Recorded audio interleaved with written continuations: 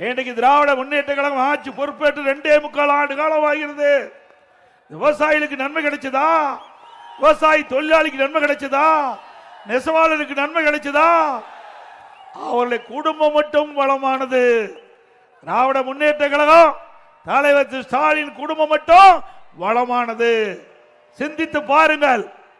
திரு கருணாநிதி அவர்கள் இருந்தார், அதற்கு பிறகு ஸ்டாலின், அதற்கு பிறகு உதயநிதி ஸ்டாலின், அதற்கு பிறகு இன்ப நிதியை புகுத்த பார்க்கிறார்கள். இப்படி வாரிசு அரசியல் தேவையா? அடுத்த ஆண்டு நடைபெறுகின்ற சட்டமன்ற பொது தேர்தலில் குடும்ப ஆட்சிக்கு வாரிசு அரசியலுக்கு முற்றுப்புள்ளி வைப்பீர்களா?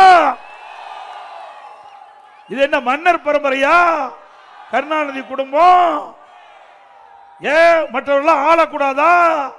இங்க இருக்கின்றவர்கள் யார் வேணாலும் நாட்டை ஆளக்கூடிய தகுதி படைத்தவர்கள். ஒரு குடும்பம் வாழ 8 கோடி மக்களுடைய வரிப்பணத்தை சுரண்டி கொண்டிருக்கின்றார்கள். ஆக அந்த ஒரு குடும்பம் வாழ்வதற்கு மக்களை வாட்டி வதைத்துக் கொண்டிருக்கின்றார்கள். அப்படிப்பட்ட ஆட்சி தொடர வேண்டுமா?